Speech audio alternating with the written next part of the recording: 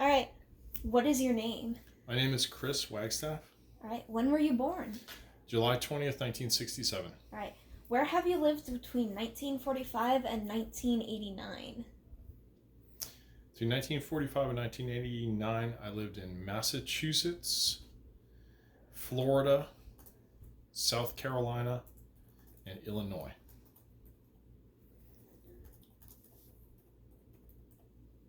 Bahrain, Bahrain, I'll figure it out later. and various naval ships. I'm going to stop writing these down and just ask questions, and that's why I have that. Okay. What was the first time you remember hearing about the conflicts between the Soviet Union and the United States? In high school, we had a class called Americanism versus Communism, and we went into extensive details about the evils of communism.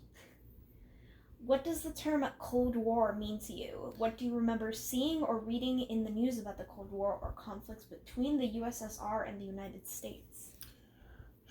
The term Cold War means to me a series of movements between the United States and the former Soviet Union to gain control or create spheres of influence so that they can dominate different parts of the world.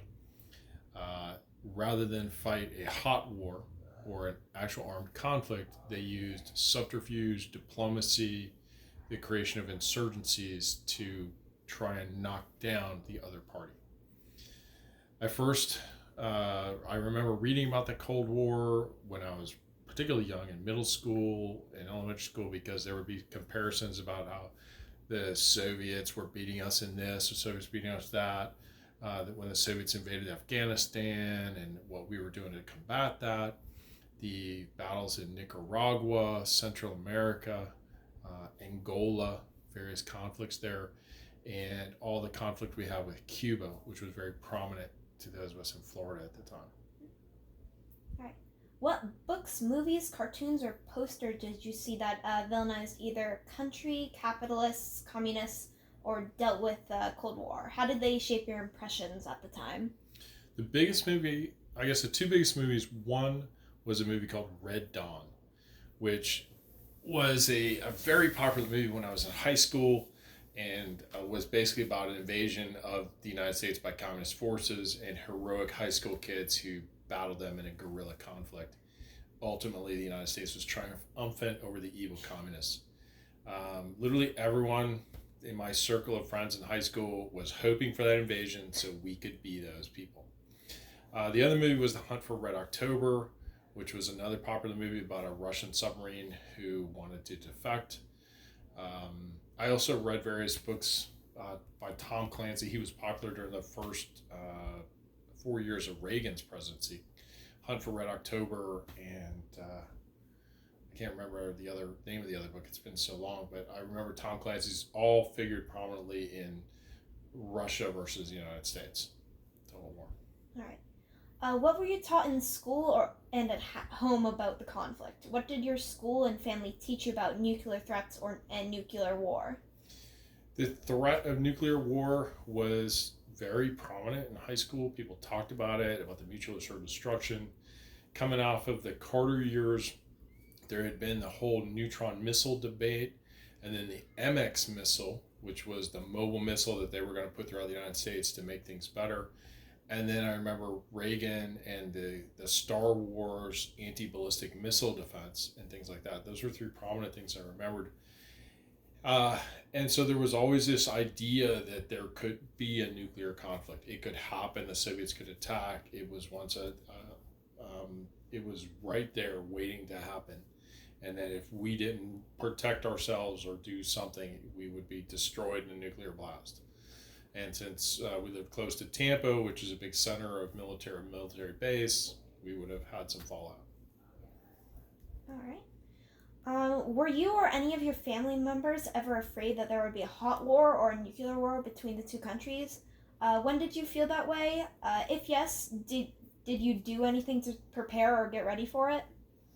I never personally felt that there was a hot war. I know when I joined the military in 1986, all the training was geared towards fighting the Russians. Everything was geared towards Russian identification of Russian ships, identification of Russian planes. Um, the first frigate I was assigned to was designed for anti-submarine warfare in the North Sea to combat the Russian submarine fleet. So we constantly trained with the Russians as the bad guys. So, but personally, I did not do anything or change anything different other than to join the military.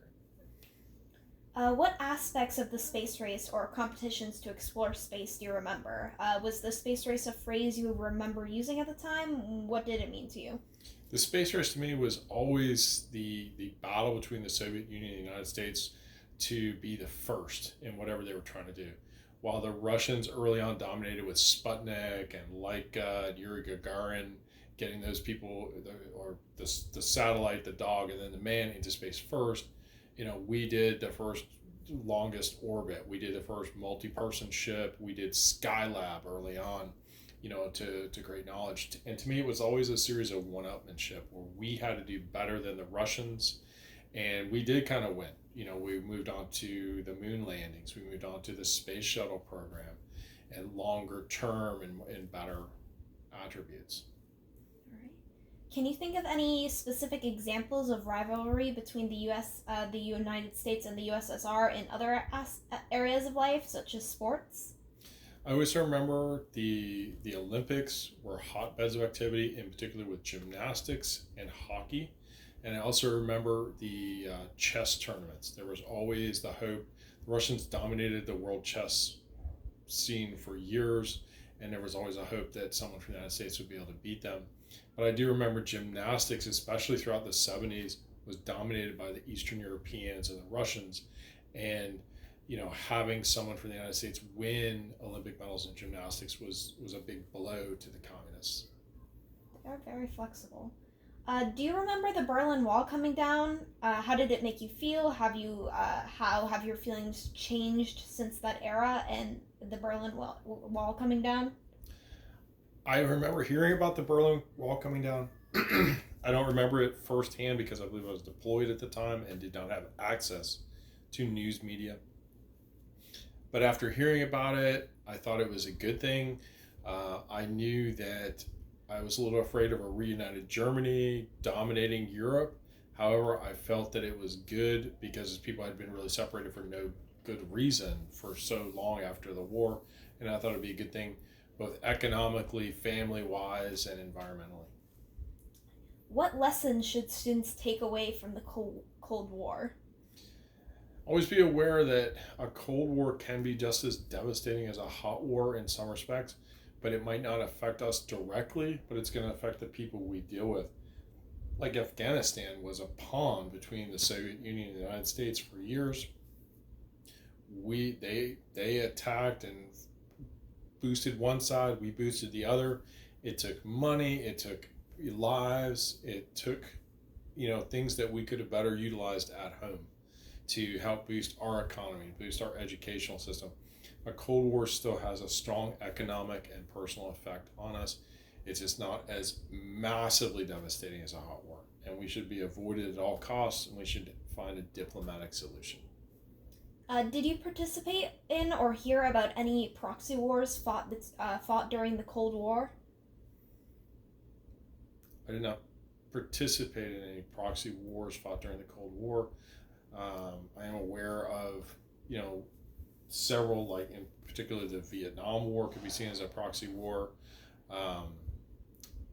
Some of the Arab-Israeli conflict could be seen as a proxy war with the Russian support for Egypt, Jordan, Syria, and all these other places. A lot of the guerrilla warfare in Central America was very much promulgated by the U.S. and the USSR. Do you think growing up during the Cold War had any major effect on your life?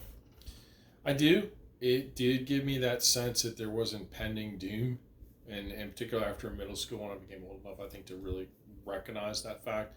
And in the Americans versus Communism and the group I was in really made me believe that it was the right thing to do to go into the military to serve the country and protect all of us from the evil Russians.